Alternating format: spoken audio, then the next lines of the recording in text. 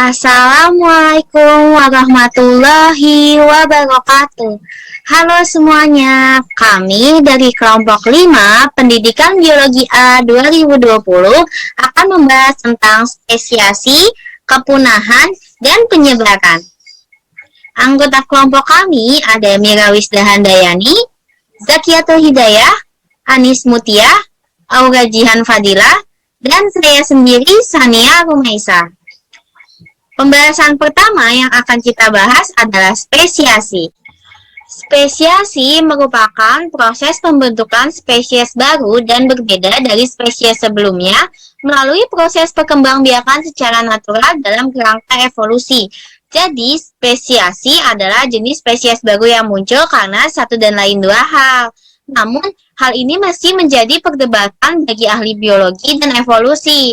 Suatu kunci dari spesiasi ini didapat dalam pengungkapan informasi mengenai informasi genetis yang dapat mengalami mutasi. Nah, sementara pengertian dari spesies adalah merupakan suatu kelompok organisme yang saling kawin-mawin atau interbreeding group dan berbeda dengan kelompok yang saling kawin yang lain. Tahu nggak sih kalau misalnya kerangka evolusi dan spesiasi keduanya saling berkaitan? Keduanya merupakan proses perubahan yang berangsur-angsur, sedikit demi sedikit, secara gradiasi, perlahan tetapi pasti terjadi. Spesiasi lebih ditekankan pada perubahan yang terjadi pada populasi jenis tertentu.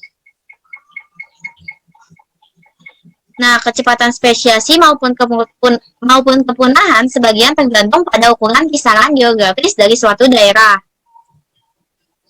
Lalu kita akan beranjak ke faktor penyebab spesiasi. Ada yang pertama isolasi waktu. Contoh isolasi waktu adalah pada kuda. Kuda zaman Eocene, yaitu Eohippus, berevolusi hingga sekarang menjadi Equus.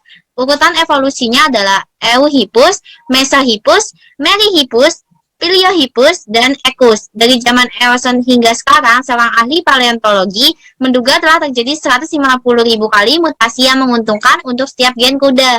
Dengan demikian, terdapat cukup banyak perbedaan antara nenek moyang kuda dengan kuda yang kita kenal sekarang. Oleh sebab itu, kuda-kuda tersebut dinyatakan berbeda spesies. Nah, peristiwa yang saya sebutkan tadi itu termasuk contoh dari spesiasi, karena spesiasi adalah pemunculan spesies baru.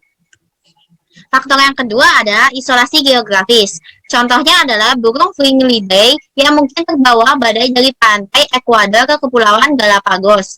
Karena pulau-pulau itu cukup jauh jaraknya, maka perkawinan populasi satu pulau dengan pulau lainnya sangat jarang terjadi. Akibat penumpukan mutasi yang berbeda selama ratusan tahun, menyebabkan kumpulan gen yang jauh berbeda pada tiap-tiap pulaunya. Dengan demikian, populasi burung di tiap-tiap pulau di Kepulauan Galapagos menjadi spesies yang terpisah. Isolasi ini memunculkan adanya endemisme baik hewan atau tumbuhan. Karena penyebab dari isolasi geografis ini banyak yang berpindah tempat dan jaraknya cukup jauh, sehingga karena pengaruh dari lingkungan munculnya spesies baru, yaitu spesiasi pada tumbuhan ataupun hewan. Yang ketiga ada isolasi reproduksi. Tanda dua populasi berbeda spesies adalah bila mereka tidak dapat berhibridisasi atau disebut juga mengalami isolasi reproduksi. Isolasi reproduksi dapat terjadi karena isolasi ekologi, yaitu isolasi karena menempati habitat yang berbeda. Isolasi ini hampir sama dengan isolasi geografi. Isolasi musim terjadi akibat perbedaan waktu pematangan gamet. Isolasi tingkah laku akibat perbedaan tingkah laku dalam hal perkawinan. Isolasi mekanik terjadi karena bentuk morfologi alat kelamin yang berbeda. Isolasi gamet terjadi karena gamet jantan tidak memiliki viabilitas dalam alat reproduksi betina. Terbentuknya bastar mandul dan terakhir terbentuknya bastar mati bujang. Hal-hal ini menyebabkan adanya isolasi reproduksi dan menyebabkan munculnya spesies jenis baru atau spesiasi. Nah, selanjutnya terdapat 4 jenis spesiasi alami. Tergantung pada sejauh mana populasi yang berspesiasi terisolasi secara geografis dari satu populasi ke yang lainnya.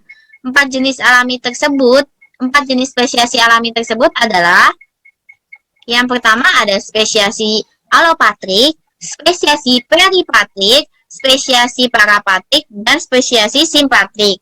Oke, yang pertama kita bakal ngebahas tentang spesiasi alopatrik. Spesiasi jenis ini terjadi pada populasi yang awalnya terisolasi secara geografis, terjadi fragmentasi habitat, atau populasi spesies tersebut melakukan migrasi atau terpisah-pisah dalam kelompoknya. Seleksi alam ini pada kondisi demikian dapat menghasilkan perubahan yang sangat cepat pada penampilan dan perilaku organisme.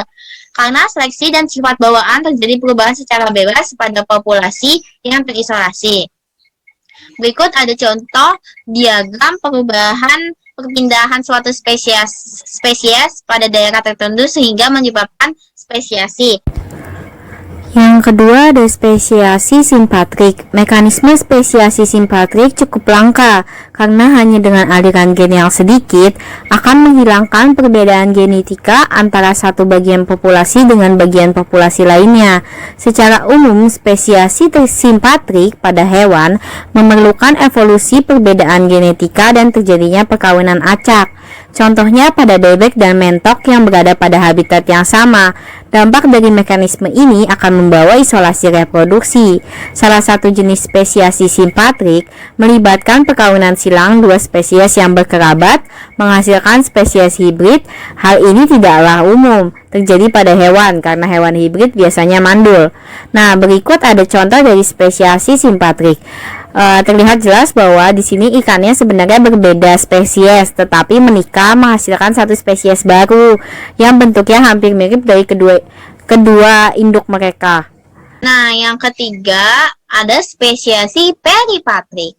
Spesiasi ini terjadi ketika sebagian kecil populasi organisme menjadi terisolasi dalam sebuah lingkungan yang baru. Hal ini berbeda dengan spesiasi alopatrik dalam hal ukuran. Populasi lebih kecil dari populasi leluhurnya. Dengan demikian, yang terjadi adalah hilangnya variasi genetik yang terjadi ketika suatu populasi baru terbentuk oleh sejumlah individu yang sangat kecil. Akibat dari hilangnya variasi genetik, populasi baru dapat berubah, baik secara genotip ataupun fenotip, dari populasi asalnya. Dalam kasus ekstrim ini menyebabkan spesies yang nantinya mengarah ke terbentuknya evolusi. Hilangnya variasi genetik ini menyebabkan percepatan proses spesiasi, karena melalui hanyutan genetika yang cepat dan seleksi terhadap gen yang kecil segeralah terjadi spesiasi. Nah, yang terakhir ada spesiasi parapatrik. Spesiasi ini mirip dengan spesiasi peripatrik dalam hal ukuran populasi kecil yang masuk ke habitat yang baru. Namun berbeda dalam hal tidak adanya pemisahan secara fisik antara dua populasi. Spesiasi ini dihasilkan dari evolusi mekanisme yang mengurangi aliran genetika antara dua populasi. Secara umum ini terjadi ketika terdapat perubahan drastis pada lingkungan habitat tetua spesies. Salah satu contohnya adalah rumput Anthoxanthum adoratum yang dapat mengalami spesies parapatrik sebagai respon terhadap polusi logam terlokalisasi yang berasal dari pertambangan. Pada kasus ini, tanaman berevolusi menjadi resistan terhadap kadar logam yang tinggi dalam tanah. Seleksi keluar terhadap kawin campur dengan populasi tua menghasilkan perubahan pada waktu pembungaan menyebabkan isolasi reproduksi. Seleksi keluar terhadap hibrid antar dua populasi dapat menyebabkan penguatan yang merupakan evolusi sifat yang mempromosikan perkawinan dalam spesies, serta peralihan karakter yang terjadi ketika dua spesies menjadi lebih berbeda pada penampilannya. Pada gambar ini terdapat diagram perbedaan perubahan pada spesiasi alopatrik, peripatrik, parapatrik, dan simpatrik. Dari tahap populasi asal, lalu tahap awal, lalu terjadinya evolusi isolasi reproduksi hingga munculnya beragam spesies baru yang muncul atau spesiasi. Nah, selanjutnya pembahasan kepunahan akan dibahas oleh rekan saya yaitu Mira Wisda Handayani. Baik, materi yang selanjutnya itu ialah kepunahan. Kepunahan tampaknya terjadi terus-menerus sepanjang sejarah kehidupan. Catatan fosil juga mencatat bencana yang tersebar luas ketika sebagian besar biota bumi musnah yang disebabkan oleh perubahan lingkungan yang cepat dan drastis. Nah, tidak heran jika kepunahan memiliki pengaruh besar tidak hanya pada jenis organisme yang ada pada waktu tertentu, tetapi juga pada distribusi geografis dari bentuk-bentuk yang sekarang sudah punah. Dalam hal ini, beberapa penulis menyamakan sejarah evolusi kehidupan dengan perlombaan berkelanjutan yang tanpa pemenang dan hanya kehilangan spesies yang punah, seperti dalam pandangan hipotesis Van Palen pada tahun 1973 yang bernama Red Green, dalam buku Lewis Carroll Through the Looking Glass, yang mengatakan dibutuhkan semua upaya yang dapat dilakukan untuk tetap berada di tempat yang sama. Nah, artinya bahwa suatu spesies harus terus berevolusi untuk mengimbangi lingkungan yang terus berubah. Bukan hanya karena kondisi abiotik yang bergeser, tetapi juga karena semua spesies lain telah berevolusi, mengubah ketersediaan sumber daya dan pola serta proses interaksi biotik. Nah, spesies yang tidak dapat mengikuti perubahan akan menjadi punah, tetapi spesies yang melakukan perubahan dengan baik untuk sementara waktu akan berspesialisasi untuk menghasilkan bentuk yang baru. Nah, yang selanjutnya ada faktor yang menyebabkan kepunahan suatu spesies dalam catatan fosil. Yang pertama itu ada tumbukan meteorit atau asteroid. Nah, dari hasil penelitian terhadap fosil yang ditemukan, diketahui terdapat kandungan iridium, yaitu suatu unsur kimia yang sangat jarang ada di bumi. Iridium ini biasanya ditemukan pada meteorit dan unsur ini bersifat radioaktif yang dapat membahayakan makhluk hidup. Nah, temuan unsur iridium ini membuat ilmuwan berpendapat bahwa punahnya beberapa jenis makhluk hidup pada zaman dahulu terjadi karena adanya meteorit atau asteroid raksasa yang menumbuk atmosfer bumi. Tumbukan tersebut berdampak pada perubahan iklim bumi. Iklim bumi saat itu kemungkinan terganggu selama beberapa bulan sehingga banyak jenis tumbuhan yang mati. Karena tumbuhan mati, maka hewan pemakan tumbuhan juga mati karena tidak memperoleh makanan, termasuk jenis dinosaurus yang memakan tumbuh-tumbuhan. Yang kedua ada perubahan iklim. Nah, selain karena tumbukan asteroid, beberapa ilmuwan juga berpendapat bahwa faktor utama yang menyebabkan kepunahan suatu spesies di masa lampau ialah faktor perubahan iklim. Perubahan iklim menyebabkan beberapa spesies tidak dapat bertahan hidup. Untuk teori ini, para ilmuwan berpendapat bahwa perubahan iklim di muka bumi dapat terjadi karena banyak faktor dan tidak hanya karena tumbukan asteroid saja. Beberapa faktor penyebab perubahan iklim misalnya seperti radiasi matahari, aktivitas tektonik, atau aktivitas vulkanik, dan lain sebagainya. Nah, yang terakhir ada bencana alam yang dahsyat. Teori berikutnya yang diutarakan oleh para ilmuwan sebagai penyebab punahnya beberapa spesies makhluk hidup di masa lalu ialah faktor bencana alam. Para ilmuwan mengklaim bahwa pada zaman dahulu telah terjadi bencana alam yang tidak hanya mengubah permukaan bumi, tetapi juga mematikan beberapa spesies yang hidup di masa itu. Sebagai contoh, berdasarkan penelitian terhadap penemuan fosil yang ditemukan di India, para ilmuwan menyimpulkan bahwa dinosaurus punah karena dampak dari letusan gunung berapi yang sangat hebat yang menyebabkan suhu bumi menjadi dingin. Selanjutnya ada kepunahan massal. Kepunahan dapat terjadi dari waktu ke waktu. Namun dalam kurun waktu tertentu, gangguan terhadap lingkungan global mampu meningkatkan kepunahan secara dramatis. Jika hal ini terjadi, akan timbul kepunahan massal di mana sejumlah besar spesies punah dari muka bumi. Konsekuensi dari kepunahan massal mampu menghilangkan lineage evolusi sehingga mengubah arah evolusi. Selain itu juga dapat mengubah komunitas ekologi dengan cara mengubah tipe organisme. Sebagai contoh, sesudah kepunahan zaman Permian dan Cretaceous, presentasi organisme marine predator meningkat. Meningkatnya jumlah predator merupakan tekanan bagi mangsa dan meningkatkan kompetisi makanan di antara predator. Kepunahan merupakan proses alami. Bukti-bukti fosil mengindikasi bahwa umur hidup suatu spesies berkisar antara 1 sampai 10 juta tahun. Bumi juga pernah mengalami periode kepunahan massal atau mass extinction. Periode di mana banyak takson yang punah dalam kurun waktu yang relatif singkat 1 sampai 10 juta tahun. Telah tercatat pernah terjadi 5 kali kepunahan massal dalam proses evolusi planet bumi ini. Kepunahan massal yang pertama terjadi kurang lebih 440 juta tahun yang lalu. Terjadi karena perubahan iklim, suhu yang mendadak menjadi lebih dingin. Diduga yang menyebabkan kepunahan massal Ordovician yang menyebabkan perubahan drastik kehidupan di lautan. Pada saat itu, kehidupan daratan belum berkembang. Diperkirakan 25% suku kehidupan punah.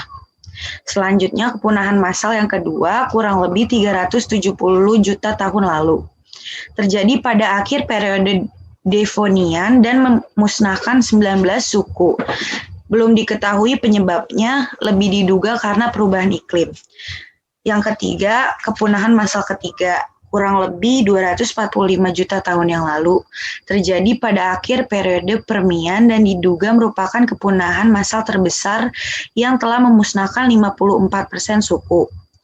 Kepunahan massal yang keempat terjadi kurang lebih 210 juta tahun yang lalu, terjadi pada akhir periode Triasik, telah memusnahkan 23% suku, dan belum diketahui apa penyebabnya.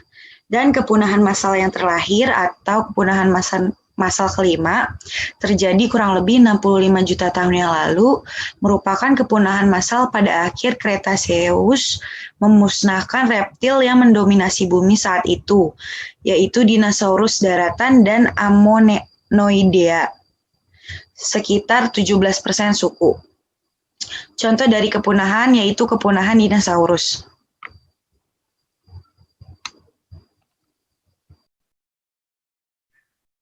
Selanjutnya ada penyebaran.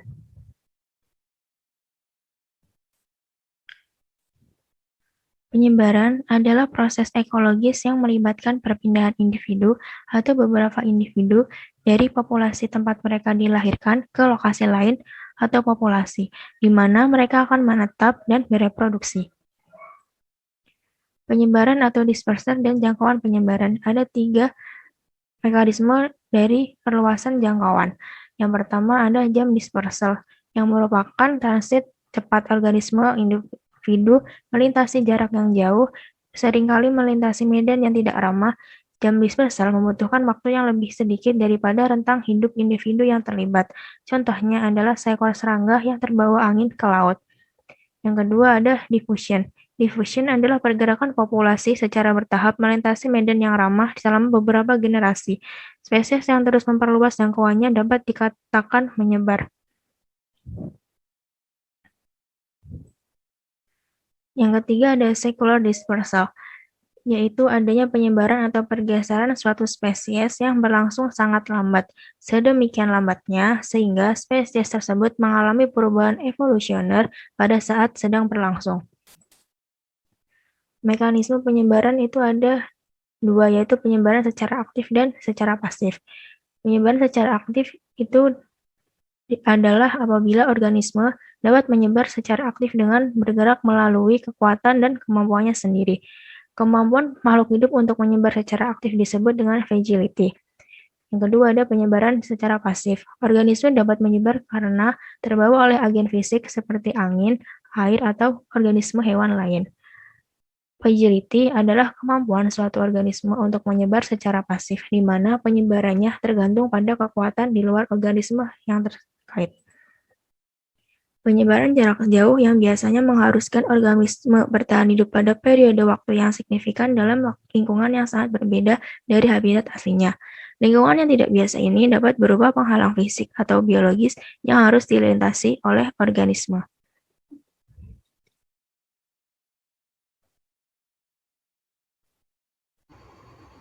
Faktor persebaran makhluk hidup terbagi menjadi 2, yaitu faktor abiotik dan faktor biotik. Faktor abiotik terdiri dari 1, yaitu iklim, yang mencakup suhu, kelembaban udara, dan angin. Suhu berpengaruh terhadap proses pertumbuhan fisik tumbuhan. Sinar matahari sangat diperlukan bagi tumbuhan hijau untuk proses fotosintesis. Kelembaban udara berpengaruh terhadap kehidupan tumbuhan. Sedangkan angin berguna untuk proses penyerbukan. Iklim yang berbeda-beda pada suatu wilayah menyebabkan jenis tumbuhan maupun hewannya juga berbeda. Contohnya, Tanaman di daerah tropis banyak banget jenisnya, subur, dan selalu hijau sepanjang tahun karena bermodalkan curah hujan yang tinggi serta cukup sinar matahari. Berbeda dengan tanaman yang berada di daerah tundra. Yang kedua yaitu keadaan tanah. Tanah juga mempengaruhi pertumbuhan berbagai jenis tanaman. Tidak semua tumbuhan dapat tumbuh dengan baik pada berbagai lahan, tergantung dari unsur hara, jenis tanaman, dan tingkat kesuburan. Hewan yang menempati alam semesta juga bergantung dari ketersediaan makanan. Tanah yang subur akan banyak didiami oleh tumbuhan dan hewan. Yang ketiga yaitu air. Adanya air tergantung dari curah hujan. Jenis flora di suatu wilayah sangat berpengaruh pada banyaknya curah hujan di wilayah tersebut. Flora di daerah yang kurang curah hujannya, keanekaragaman tumbuhannya juga kurang dibandingkan dengan flora di daerah yang banyak curah hujannya. Contohnya di daerah gurun. Hanya sedikit tumbuhan yang dapat hidup, seperti pohon kaktus dan tanaman semak berdaun keras. Yang keempat yaitu tinggi rendahnya permukaan bumi. Tinggi rendahnya permukaan bumi akan berpengaruh pada kandungan udara dan penyinaran matahari. Daerah yang rendah banyak ditumbuhi tanaman yang lebat, sedangkan pada daerah yang tinggi akan jarang ditumbuhi tanaman. Semakin tinggi suatu daerah, maka akan semakin jarang jenis tanaman yang dapat tumbuh. Begitu juga dengan hewan, akan berjumlah sedikit pada daerah yang tinggi. Faktor biotik terdiri dari satu, yaitu tumbuhan. Misalnya, tumbuhan yang besar melindungi tumbuhan yang ada di bawahnya atau di antaranya. Yang kedua, yaitu binatang. Misalnya, pengaruh binatang terhadap binatang lain, contohnya insekta, dan penyebaran biji, contohnya burung atau tupai. Yang ketiga yaitu manusia. Manusia dapat mengubah seluruh pertumbuhan melalui penebangan, pengairan, pemupukan, dan penanaman kembali. Misalnya, mengubah hutan menjadi lahan pertanian dan lahan industri serta daerah pemukiman. Yang keempat, yaitu rantai makanan atau jaring-jaring makanan. Adanya jaring-jaring makanan ini akan menjadikan bertambahnya suatu populasi hewan dan tumbuhan atau justru sebagai penghambat kehidupan mereka, karena tidak sesuainya lingkungan dan populasi yang ada di wilayah setempat. Yang kelima, yaitu kemampuan beradaptasi. Makhluk hidup akan mampu bertahan dalam lingkungannya, di mana ketika mereka memiliki kemampuan untuk beradaptasi sebagai wujud pencegahan serangan dari musuh atau pertahanan diri. Namun, tidak semua makhluk hidup, baik tumbuhan maupun hewan, memiliki kemampuan untuk beradaptasi, melainkan hanya hewan dan tumbuhan tertentu.